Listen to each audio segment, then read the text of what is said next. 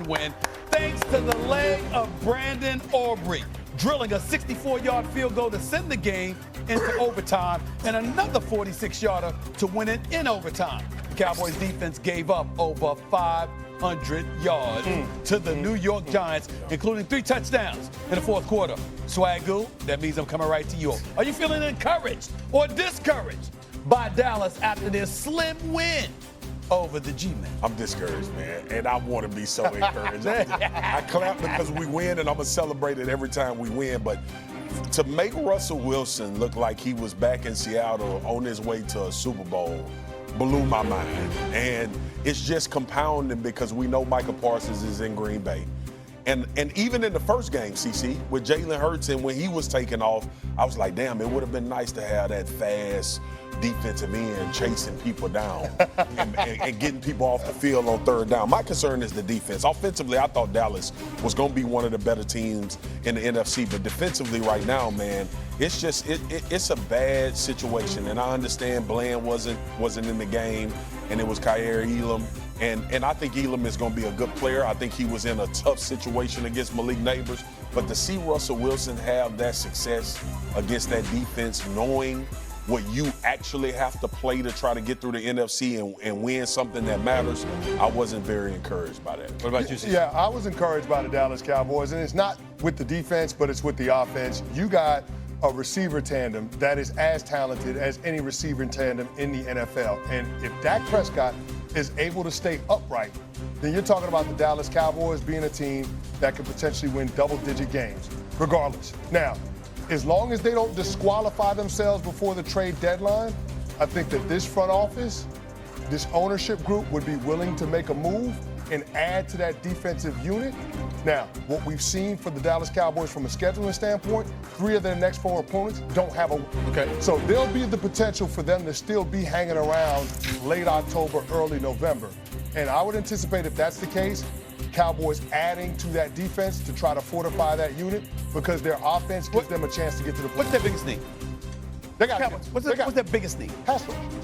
They got to get pass rush. So you're trying to tell me that their biggest need? I knew it. You walked right. I mean, that's what it Gotta is. get a pass. So their biggest need that's hindering them is the one that was fulfilled when they had Micah Parsons and they let the man walk out. No, Stephen A., there is no doubt. They moved on from their best player and created a massive hole. They got to fix it. They got to fix it. And Jerry said when he made the Micah Parsons trade that those picks weren't just for future drafts, that they could potentially use those picks to add players this season. Swagoo, far be it for me to get in your way. Feel free to take the floor and explain. I agree with CC, but why the hell would I be optimistic that they gonna do it? Like that. My issue lies with the historic. When people do things over a course of time, at times you gotta believe them. And I see the Jadeveon Clowney move. I see the Kenny Clark in the trade. All of that is fine, CC. But at some point, like a generational talent like Micah Parsons, you let go to leverage future picks that you don't know if they're gonna work out. Here's the thing too, and nobody talks about it, and I don't feel comfortable always talking about players. They drafted Mozzie Smith in the first round, and he didn't pan out.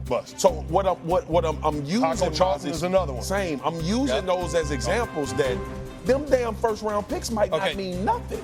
All right, let me transition because we got all year to talk about that. Because Dallas probably ain't going nowhere. I mean, we know you gonna talk about them all. Absolutely. Well, you know what? I'm gonna mention it. So I'm gonna mention it every now and then. You know, what I'm saying? We gotta go to a game together. We're gonna have fun with that. But here's the deal, y'all. I gotta transition to the New York Giants because we saw Russell Wilson. I didn't like that Hail Mary style interception he threw in overtime. Both teams had offensive possessions. You gotta protect the football. You gotta make sure you don't give that turnover. Second down for crying out loud. You could have done something better than that, but he had faith in his receivers. I just don't like the way he threw it off his back foot and just laid it up there like that. Having said that, he did throw for 450 yards. He did look like the second coming of Dan Marino for crying out loud for most of this game. Should Russ's play change plans for starting Jackson Dart? I'll start with you, Mr. Giant.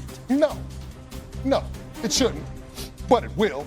I'll acknowledge that. The Giants want to be deliberate in terms of when they insert Jackson Dart as the starting quarterback, and they want to allow Russell Wilson to have as much runway as they possibly can while also maintaining being competitive.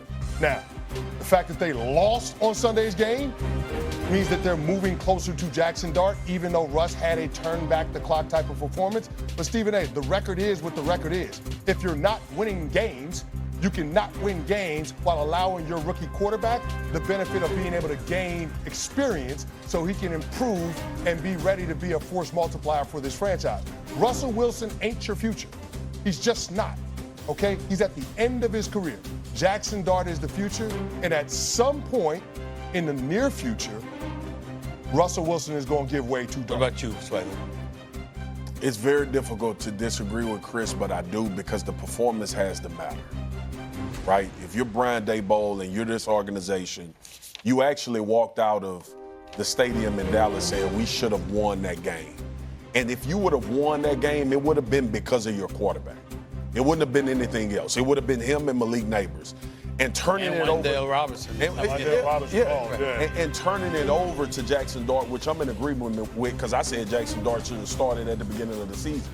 Go ahead and rip the Band-Aid off and just get the next. Because they didn't have one of that left tackle. I was thinking you wait until you get him back and your offensive line is together before you put Andrew Jackson Thomas coming back, we'll be talking about that's fine. But I still believe that sometimes the quarterback changes that as well, if possible, with his athleticism, things he can do.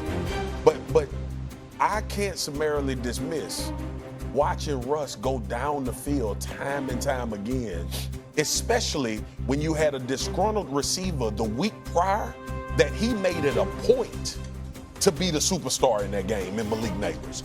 And if you're Brian Daboll and you watching that level of production, you got to think to yourself, if we can do this consistently, which is the question that you're asking, we could win more games than we lose. And I think you gamble that a little bit by making that change. You know what I'm marveling about with Malik Neighbors?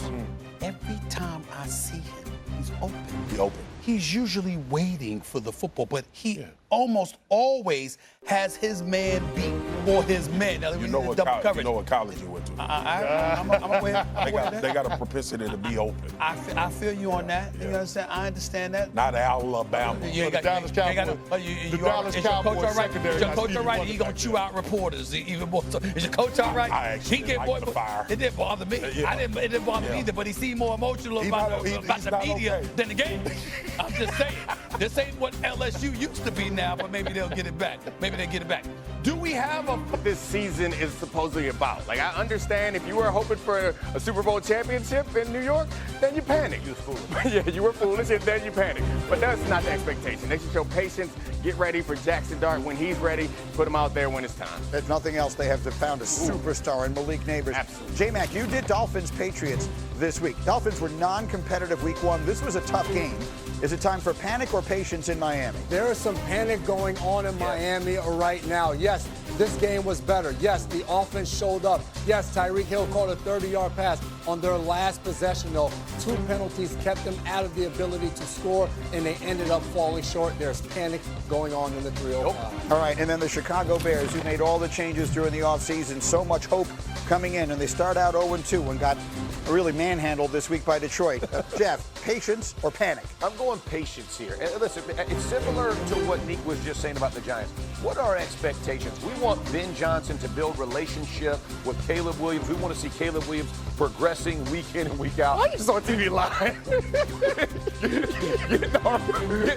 getting our backs beat in week 2 to somebody we talk trash to when we got our. It's just we're gonna have to just be patient, relax, Bears fans. I was on air last week with y'all. Tell you to be patient. I can't change it. Give me a day or two. Is the reality of it, though, that it's just going to take a little time? No doubt. For Caleb Williams. Orlovsky was warning of this during